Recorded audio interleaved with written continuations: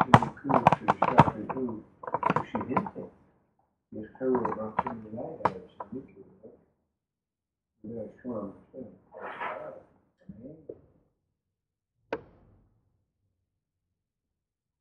prayer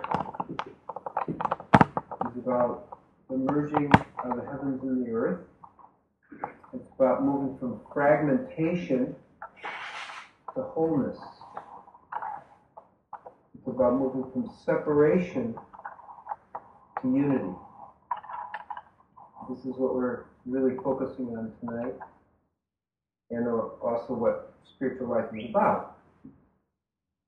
So first, Gabriel welcomes you all with love, and it's just so nice to be back in Israel. We love Israel. So it's so good to be here. And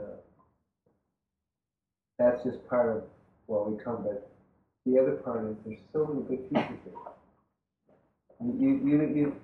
You can't really appreciate how good you are. So, tonight, you all mentioned what we're talking about, and it's about understanding how to put it together. In one way we call it whole person enlightenment. We're going to talk a little bit about the body, more about the idea, a little about life, and ultimately this is a Dharma talk. Dharma has two levels of understanding. One is what we call right livelihood, what you're doing in your life that helps you wake up spiritually. And then the ultimate Dharma is simply to dissolve into God. Devikut. Harut. Devikut Harut. And so, we're going to start with a little bit of understanding from my guru, one of my two gurus, Swami Muktananda. He used to say, you must always remember the graveyard. Why? Because it's not only understand that everybody goes there eventually, but also by maintaining your health and well-being, it gives you power to continue to do the spiritual practices, the spiritual way of life, at whatever age.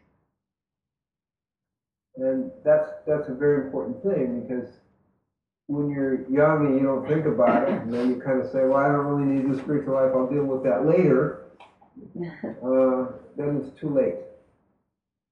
So what we want to do is to be able to maintain that.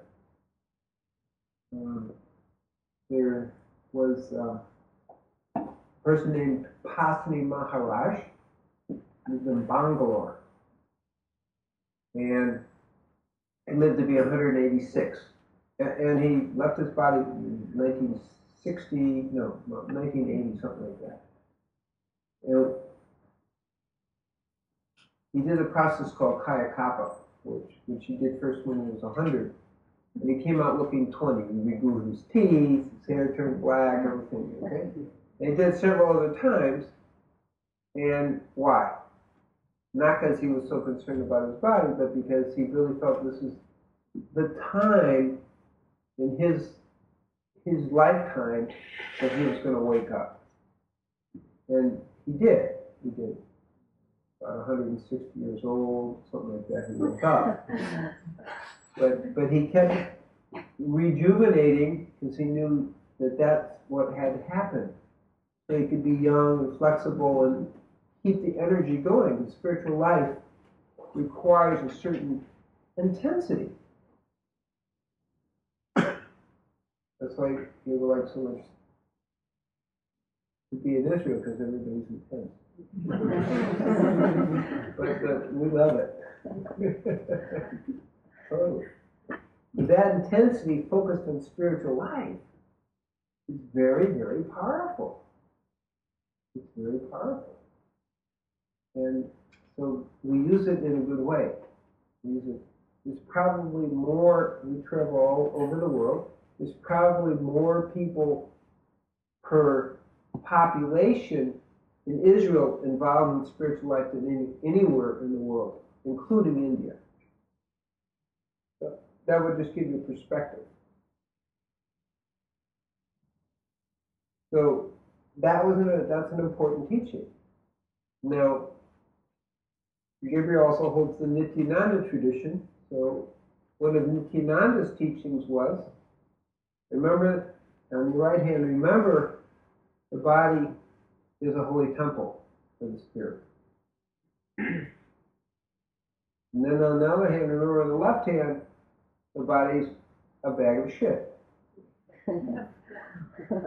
Now, how do you resolve that? So, but that's the very deep teaching, because we have to hold both. We have to hold the paradox. We have to honor the body as a holy temple, but at the same time, we don't want to get attached to the body. So you have to keep it in perfect condition, but at the same time, it don't get attached. So we have to hold that. And there are really two philosophies here. We have Advaita Vedanta, Niti Niti, nothing, nothing, nothing, and then yes, yes, yes. Okay, which is the tantric approach. The body is a holy temple. So we want to hold all those pieces together, not separate. That's the integration.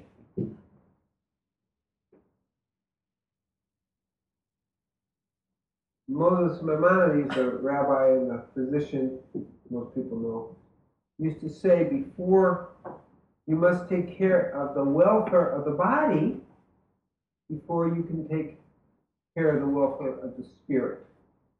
Because a healthy body is a foundation for holding the spirit. Doesn't mean you can't hold the spirit if you're unhealthy. It's just a lot harder. And the Megiddo of Mezrich, the second in the lineage to the Baal Shem Tov, used to say that a small hole in the physical body represents a big hole in the spirit. So we have to kind of be able to honor all levels. Now, and that honoring is what's important, and how we look at it is what is important.